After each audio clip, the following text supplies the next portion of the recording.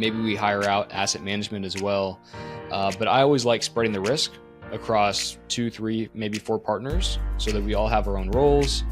If Caleb's on vacation, someone else can take the lead on asset management, and we can spread it that way. You're listening to Ice Cream with Investors, a podcast that is dedicated to teaching you how to better invest your money so that you can live a more intentional life. I'm your host, Matt Four, and it is my goal to teach and empower you to remove the roadblocks to your financial success. All right, Caleb, welcome to the show. Matt, thank you so much for having me. You got it. You got it. Well, we like to start with the difficult questions here. What's your favorite ice cream? Matt, I have to say my favorite ice cream is mint chocolate chip. I love it.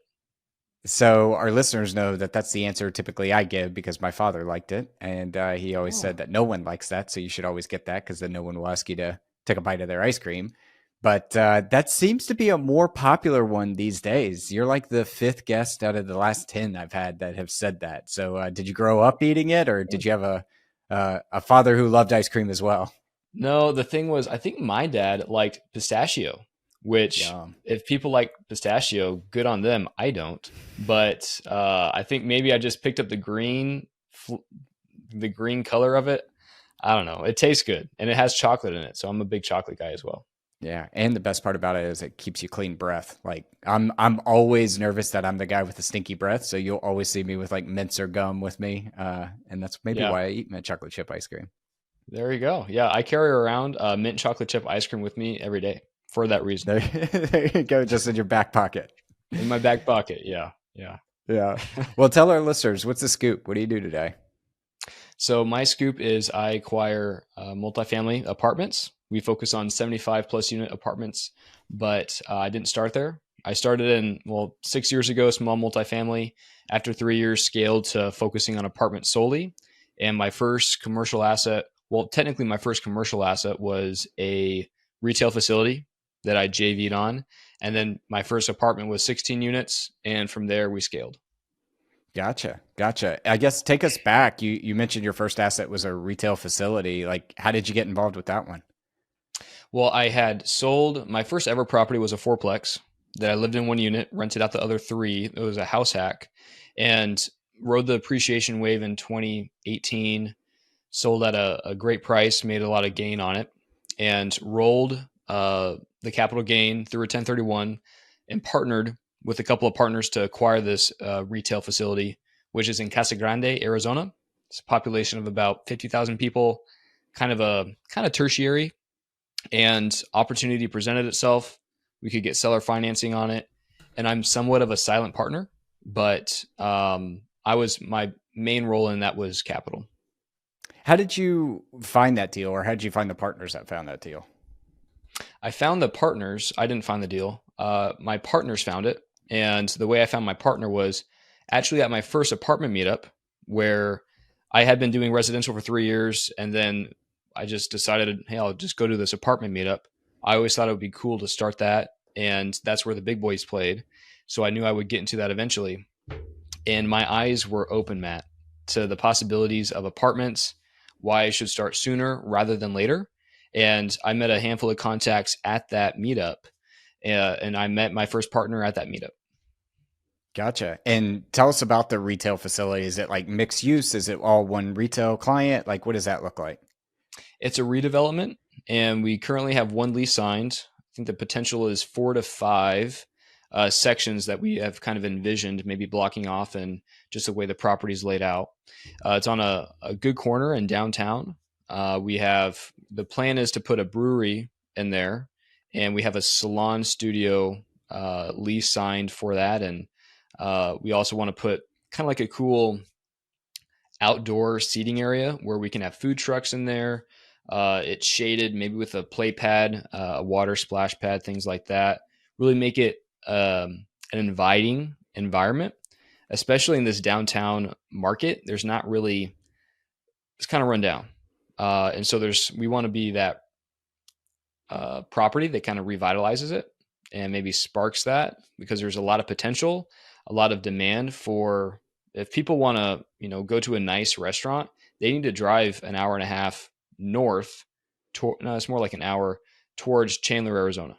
And so we want to kind of be that hub to attract people. You guys don't have any Applebee's out that way? No, we do not. Just No, we do kidding. not. Everybody knows that's where the good restaurant is. I know. Yeah. I don't know what their stock is doing these days, but yeah, I won't talk about it.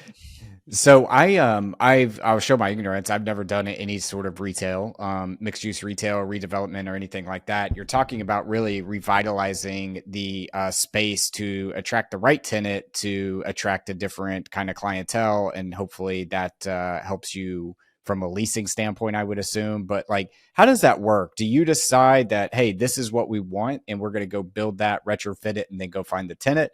Do you find a tenant and then help them retrofit it? Like, what does all that look like? Yeah, good question. And forewarning, I'm not a retail investor. Like I know a little bit. I've been on the asset management calls, so I'm a little familiar with it. But from what I know is we find a tenant and then they will tour the unit. And we actually have a broker that shops around, finds people that want to lease it. And they'll tour it and kind of envision what they want to do with it. Right now, it's almost like an empty shell. There's beams in there and walls and things like that, but people can tour the asset, envision how they think it would look like if they were to move in there, and put their place of business in there. And that's kind of the process. And then once we actually sign a lease, that's when we start renovating it and going about that. Gotcha. So you went to an apartment meetup and found a retail deal. I guess first question, or a question that comes to my mind, is what attracted you to this investment versus kind of sticking with apartments or residential? What really turned me on to it was my partner who brought it to me. I trusted him.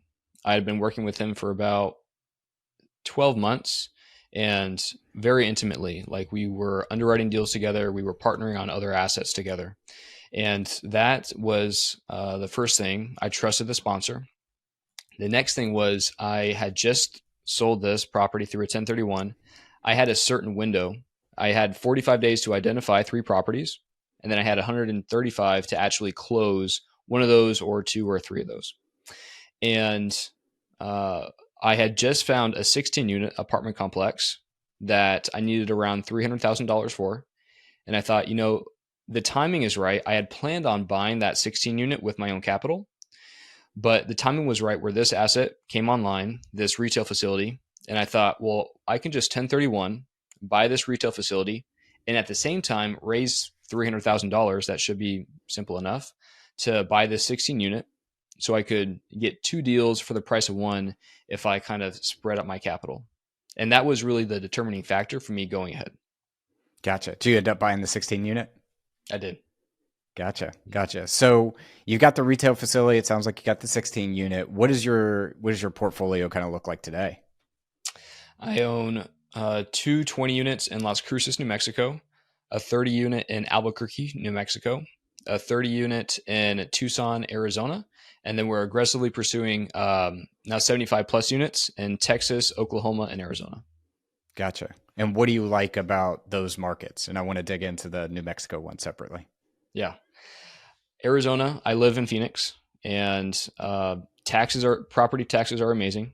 Growth is amazing, and insurance is very economical. I mean, $500, $400 per unit, depending on the asset, or even less. Compared to Oklahoma, it's funny, I'm spread out because Oklahoma, out of all 50 states, is the most expensive whenever it comes to insurance premiums on an average. But Oklahoma has a very low basis. We're buying properties for $50,000 per unit, wow, maybe less. Texas, everybody loves Texas. They have amazing growth.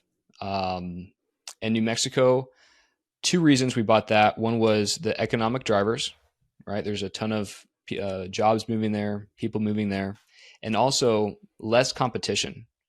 Like I said, everyone's moving to Texas. Everyone loves Arizona and Florida, but you don't hear many people buying apartment complexes in New Mexico. And since it all had the drivers behind it, that's one reason that we moved ahead with it. And also my partner that I was telling you about earlier already owned 60 units there. And it was a nice way for me to kickstart my portfolio and partner with him, and then leverage his 60 unit to maybe have some on-site management. Before we get into New Mexico, you mentioned Oklahoma has some of the highest insurance, if not the highest. What I think I've got an idea based off of where I live and what happened a couple of weeks ago. But what is causing the insurance spikes in Oklahoma right now? Right. It's not on the coast. So, but what it is, hail, tornadoes, wind, the big one's hail. The big one's hail. Yeah. Yeah, Mhm. I live in Nashville, Tennessee, and specifically a city called Hendersonville. And I don't know how widely on the news this was, but we had a tornado here about 2 weeks ago, and I'm not getting like literally a half a mile away from us. Wow. And it was definitely a very, very scary thing. Like we were in closets with the kids and laying on top of them in case the tornado came. And we didn't want things to hit them in the head and things like that. But yeah, when you said Oklahoma insurance, I'm like, well, it's kind of in Tornado Alley there. So I can You're kind of right. see where insurance would be higher. That's exactly right. So New Mexico, very familiar with Albuquerque. I guess very familiar in the fact that I've heard of Albuquerque. Where was the other city you mentioned? Las Cruces, New Mexico. So it's about Gotcha. 3 hours south of Albuquerque, Okay. and it's maybe 45 minutes just outside of El Paso, Texas. Gotcha. So I'm going to show my ignorance here. I know Albuquerque has a very high income for that area specifically because I think Los Alamos is still there. The nuclear facilities that built the A bomb are still out that way. So like high degree of intelligence, high degree of salary and income and things like that. What brought you to the other market there in New Mexico? Yeah, Las Cruces. The population was over 100,000. That's kind of a benchmark for us. And the economic drivers, it has a college, and it has lots of government workers. There are a lot of other jobs moving there, and I think the last statistic I saw was it has a 1.5% vacancy rate average for Wow. apartments, and seeing a lot of growth. And also, kind of where it's placed, it's right outside of El Paso, Texas. So what we do is we fly into El Paso, then go right over to Las Cruces, and it is a pretty growth market. Gotcha. And you said over 100,000 people? Yeah, 117. Gotcha. And do you know what the population off the top of your head is growing per year? Because I've never heard of it. I don't. I don't. I know it's growing very steadily. Yeah. A couple thousand a year is what I would assume, maybe a little bit more. Okay. I mean, that's percentage points at that point. Yeah, exactly. Yeah. Exactly. So one of the reasons why you love New Mexico is kind of competition is lower. There are some economic drivers in terms of population growth, good incomes. Sounds like a university always feeds for some potential future job growth there. What are some of the downsides of that market? Yeah, we were talking about this offline. It's a blue state. And well, the taxes and insurance are pretty favorable. Property taxes, kind of like Arizona, but it's a blue state, and it's taken us 13 months to evict someone before.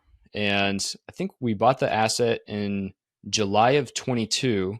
We're in December, almost January of 2024, and we're still waiting to get like $4,000 from the government for one of this like a subsidy program since we bought it.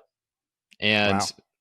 yeah, I think in Albuquerque specifically, there's like two sheriffs that are evicting people, and there's 100 eviction requests per day.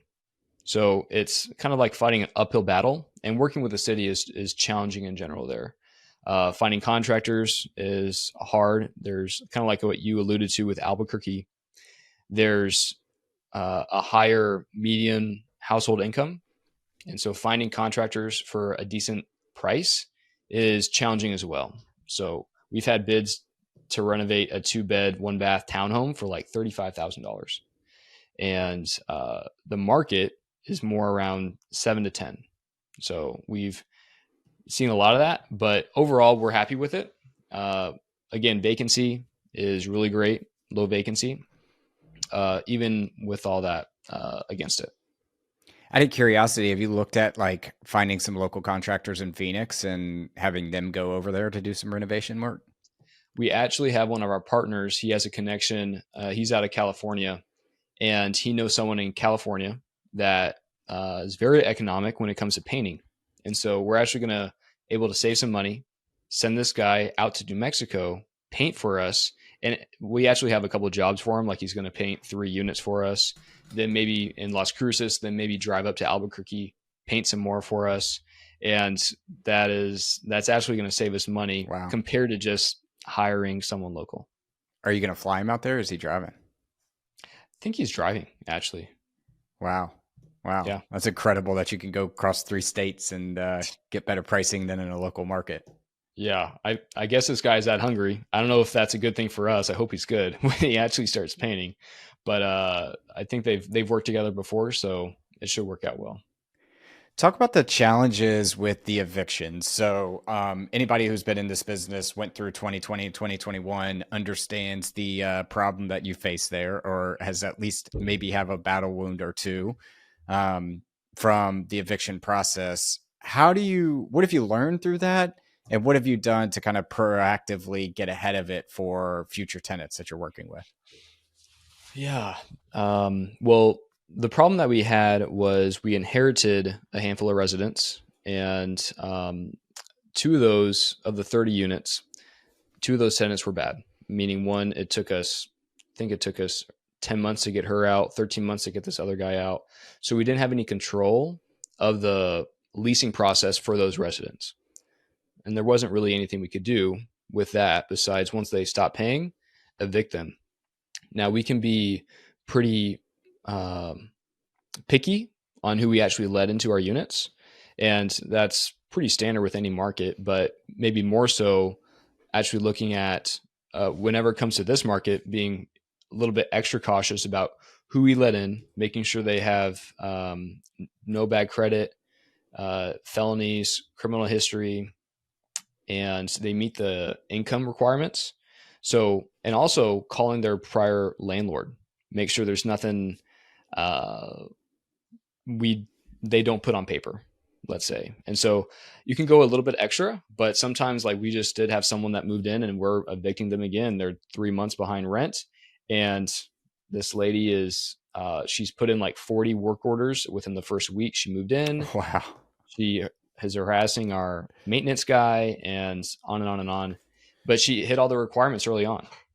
So sometimes you're never going to know until you actually get going. It's like anything in business, but you can mitigate and do the best that you can. Have you thought about like having an extra security deposit? So maybe 2 months rent, 3 months rent, something like that? Yeah, we can. Again, it depends on the demand in the market. And also, I don't remember exactly what the laws are there. My property manager would, but what the requirement is for security deposits. Again, being blue state, tenant friendly. I don't know. I think there is a requirement about how much deposit we can request, but my manager would know that exactly. Yep, which is the value of a property management company. When you are across multiple state, like you are, like we are, people always ask me, like, why don't you self-manage or bring that stuff in-house? It's just like, man, I don't want to keep up with the ever-evolving regulations around this space, specifically as kind of the political landscape changes from state to state and all those sorts of things. You could be totally compliant in one area and then you move to a different city or state and you're non-compliant, and all of a sudden those fines can rack up and legal charges and things like that. Right. Yeah. Possibility to get sued, and it's not worth the 3% property management fee. If you have 100 units, maybe you're making 30 grand a year. It's definitely not worth 30 grand, at least for me. If someone else wants to, then good for them, but it's not worth it to me. Right. I mean, at 30 grand, you can't even, well, you probably could, but you can't really even afford to hire somebody to go take care of that. So bringing that in-house doesn't even make sense. Right. Exactly. Some of your portfolio, when we were kind of chatting, is it's on the commercial side, but it's not like 250 units, 100 units and things like that. Just peeking behind the curtain here in this business, there is a scale factor in place, right? The more units you can acquire, you get economics of scale and that sort of thing. It also gets easier to raise funds because when you boost NOI across 200 units, it gives you a little bit more flexibility to pay out preferred returns and things like that. Talk to us a little bit about like the things you're seeing in your portfolio where there's 16 or 30 units And now that you're underwriting deals like 75 units and above, how that changes your perspective of whether you bring on preferred equity, whether you bring on JV partners, whether you go out and raise capital from investors itself. Hey, fellow investors, before we dive into our next segment of the show, I wanted to take a quick moment to talk to you about a fantastic opportunity for you to invest with me. As you know, here at Ice Cream with Investors, I'm passionate about real estate investing and helping you navigate the exciting world of wealth creation through real estate. And that's why, for the first time, I'm thrilled to tell you about an opportunity for you to invest alongside of me. Over the past 3 years, I've been investing in multifamily, mobile home parks, car washes. I've even become the bank and lent out money to fellow real estate investors on a short-term basis. And now you can come join me. If you would like to jump on a call and learn more about this opportunity, head to icecreamwithinvestors.com/invest and find a time for us to connect. And now back to the show. Right. That's a great question. Whenever you're first starting off, if you have been only in residential and you just want to get your first apartment building closed, then I always tell people start small and then work up from there. It takes about the same amount of work to buy 16 units as it does 100. Yes, you do need to raise more capital. There is a little bit more work that goes into it, but for the most part, you just buy some smaller apartment complexes. You'll learn tools that you can take to actually buy larger properties. Now, the big thing to look out for is vacancy. Whenever you buy like 16 units, our break-even point is 3 or 4 units compared to a 100-unit apartment complex. We have a lot more flexibility there. Whenever it comes to pref equity, mezzanine debt, they're not really interested in our 16-unit apartment complex. Usually the smallest check they want to write is $5 million or $3 million, depending on who you talk to. So it does help whenever you're actually acquiring a larger asset because then you have access to more preferred equity and things of that nature. But to start off, if you do a JV, like my first 16 unit was a JV and we had 3 partners into it. They all brought 100 and they have their own individual roles as well. But, and the difference with the syndication is a $20,000 attorney fee to draft up a PPM and make sure it's syndication compliant. So that's, and then the last thing I'll say to that, Matt, is I experienced this when I was trying to buy another 16 unit and I took it to my sponsor who's worth 30, 40, 50 million. And it's not worth his time, right? He's going to make 170 grand. And whenever we sell, that's the equity he's going to receive. And it's just not worth his time. Yeah. Even if he raises 300, 400,000, the returns that they're looking for on the equity side is $500,000 or larger. And whenever you're dealing with that small of an asset, let's say 30, 40 units, there might not be enough meat on the bone for a sponsor who is really worth it to work with to partner with you. Yeah, I've got a lot of thoughts going on in my head right now. I'll start with the sponsor to work with. When you're getting into some of these loans, you do need some sort of KP on most of these docs. A KP, for our listeners out there, is a key principal. Usually they bring a net worth to or a balance sheet to the deal that says, hey, we've got somebody that has a significant net worth to kind of help us cover the debt if things were to go awry. When you're looking at something that's like $5-10 million, I don't know if your net worth is that, but if it's not, how do you go about solving that challenge? You would have to find another partner that is worth 5 to 10 million. Mm-hmm. Do you face that challenge in some of these like 30 or 40 unit deals? A lot of the times, I've always been an advocate of spreading the risk. So even if I could qualify for the loan, then I would want to have other people on my team. Depends on the asset, depends on the circumstance, right? And my own position. But I am an advocate of having 3-4 JPs or GPs on even a small deal. There is, yes, a point whenever it doesn't become economic for me, it's not worth my time. So if it is worth my time, maybe we have 3 partners on a 40 unit apartment complex. Our payday once we sell is 200 grand, and it's worth my time to actually do that. And maybe we hire out asset management as well. But I always like spreading the risk across 2, 3, maybe 4 partners so that we all have our own roles. if Caleb's on vacation, someone else can take the lead on asset management, and we can spread it that way. Got it. And then in terms of debt, are you typically going to local banks for this? Are you be able to secure agency debt? What does the debt position look like for some of your properties today? Most of the time, we do go with regional banks or credit unions, more banks that are local, so that we can get more favorable terms. And if you have relationships built up with banks that are like that and leverage that, right? We'll still work with the mortgage broker to get some other quotes as well, seeing what they're coming in at. And I've had it flip flopped where brokers, they're less economic compared to a regional bank. But I've also had it where certain banks, certain regional banks, their terms are less favorable compared to what a mortgage broker can find for me. That's why it's just good to have several resources in your back pocket so that you can, whenever the time comes and you find that hidden gem, you can actually move on it and have the connections to do so. Agreed. I think most of our listeners know I'm a big fan of whole life policies. One of the reasons being is the ability to go leverage against them. When 2020 and 2021 was happening and my cost of capital was 5 for my policies, people were like, you're stupid. Cost from a bank is 2.5. As we ventured early into 2023 with some of the banking instabilities we saw, as well as an ever-changing landscape right now, it's important that you have diversified debt pools that you can go pull on to do deals. What I hate seeing with a lot of my peers in this group is like, hey, I work with this one bank and they've been great partners with us for 5 to 7 years. And I'm like, that's great.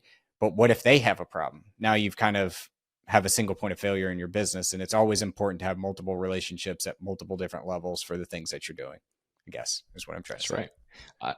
And I haven't heard of that whole life strategy. You want to nerd out on it real quick? If you can, it's your show. So you tell me. Yeah. I mean, basically, I'm a big fan of finding assets that you can borrow against to go have your money working in 2 places. So the simplest way to think about this is a HELOC, a home equity line of credit. Mm-hmm. I bought a house for $100,000. Now it's worth $200,000. My debt used to be $80,000. Through the years, it's $60,000. I have that equity that I can go tap into. Well, the beauty about that is I'm not selling the asset to get access to that equity. I'm borrowing against that asset. I still own that equity. I'm just borrowing against it, using it as collateral to go deploy it somewhere else. That's how you can go scale your portfolio, is by borrowing against things. Traditional finance would teach you, hey, you have some stocks. You want to buy a house, sell your stocks, go buy the house. However, what most people don't know is you can borrow against your stocks to buy the house. Now, you do have to pay an interest percentage, but there's a cost of money associated with everything you do, whether it's an actual cost or an opportunity cost. So I like whole life policies because whole life policies, when structured properly, give me first right of refusal. They are hidden off my balance sheet from debt protectors and sometimes student loan applications, depending on how they're structured, things like that. And I've got kids, so that's something that I care about. And I can go borrow against it at any time. Now, the best part about it is, one, it is contractually obligated that the company has to lend to me first if it's structured properly, because I am a shareholder in a mass mutual company that basically, like, you get first right of refusal. The second thing is it's not on an AM schedule. So basically, I can play interest. I can play interest plus principal. I can not pay that loan for a year if for some reason cash flow streams get disrupted. So I get the ability to structure my own debt with these types of policies. Now, last thing I'll say about that, just to make sure I communicate this appropriately, you do have to pay at some time, right? Either one or two things are going to happen if you don't pay back the loan at all. One, you will die. It's going to happen. And when that happens, they pull that money back from the death benefit. So that's how they're protected in this, is like, you're going to die. We already owe you $1 million when you die. Well, if you take out $100,000 loan, never pay us back, then we're just going to pay you $900,000 when you die. Or the policy will lapse, meaning that you started off at $100,000 loan. You failed to pay that for 20 years. It went from 100 to 105 to 110 to 120 to 120, and it lapses. The and that's a bad position to be in. So that is a little bit risky, but it's a foreseeable risk. So I hope I kind of talk through this idea of like how you borrow against assets. I think really, really matters. It does not have to be a whole life policy. It could be a heat lock. It could be your stock portfolio. It could be old equipment that you own if you run a bakery or some sort of big equipment business. But that's how you can have your money working in two different places. Wow, that's very smart. I haven't heard of that before. I've heard of people with HELOCs and they'll try to do something with that. And but the thing with the HELOC is that the bank can pull it at any time. Correct. So I think that's smart that you do that. Correct. I learned something today. That's great. Good. And look, I've got personal lines of credit with several banks, right? So those are just an agreement between the bank and I that says, I've been banking with you for a while. You should not have to have a collateral to lend to me. Your collateral is the fact that my credit is with you and you can go harm my credit if I don't pay you back. So it's an unstructured line of credit, similar to a credit card. However, the big point that you just mentioned is at any point they can pull that. And if you really peel the onion behind Dave Ramsey's story and why he's so risk adverse or debt adverse is because exactly that. What he was doing is opening up he would buy a house, renovate it, take out the equity through a heat lock, buy the next house. And he got to a point where he had several millions of dollars out against those loans.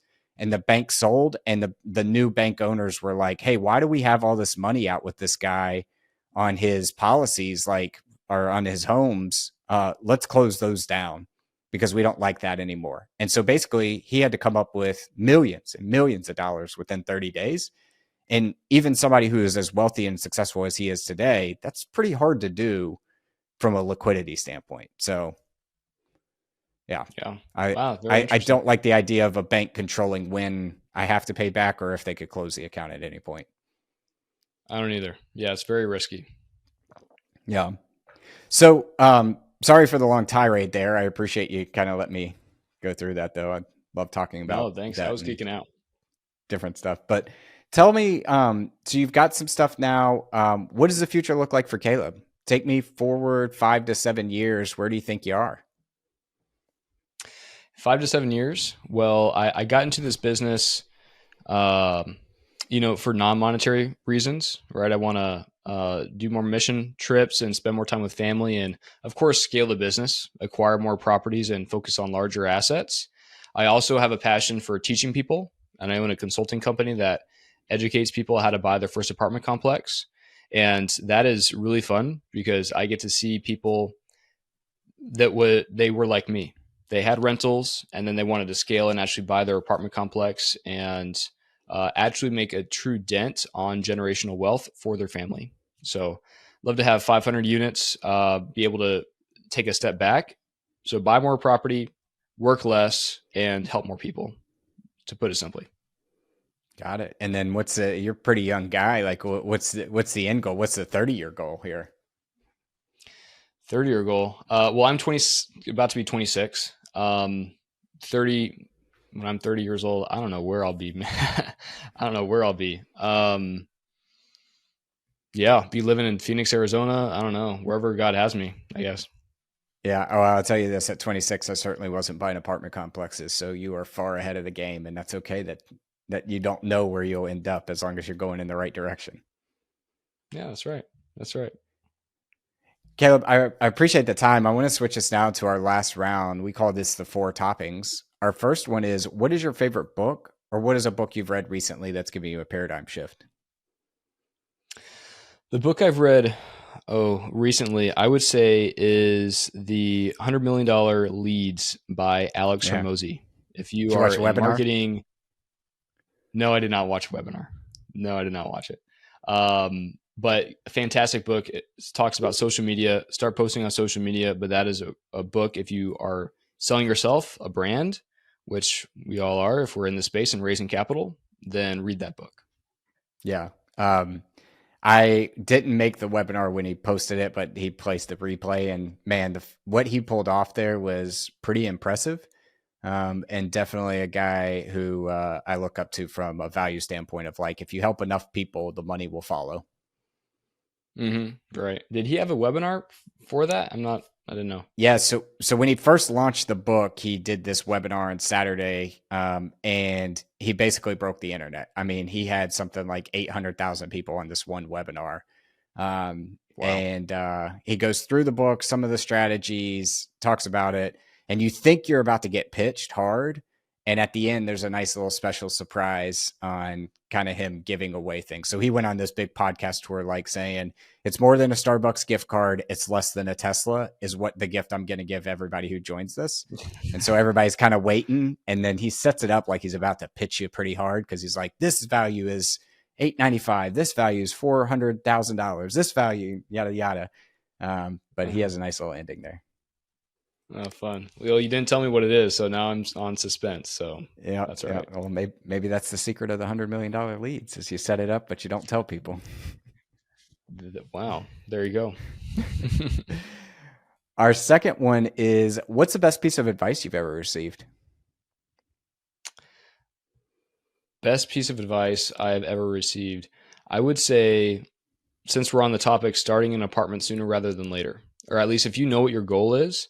I love rental properties. You can make a lot of money with rental properties, but at the same time, a good deal, if you buy a rental, is $200 a month in cash flow, which I don't know about you, but that does not really make that big of a dent in my expenses or way I want to live my life. Now, if you truly want generational wealth, then start bigger. Go with mobile home parks, hotels, apartments, something that actually makes a significant dent in cash flow and also generational wealth and your take home at the end of the day. Yeah, I reached that point too, where I'm like, man, I started counting on my fingers and toes and anything I could find that said, how many of these single family homes am I going to have to buy in order to get to the goals that I have? And it's ultimately when I switched into commercial real estate. There you go. That's right. Our third topic is, what are you most proud of in your life?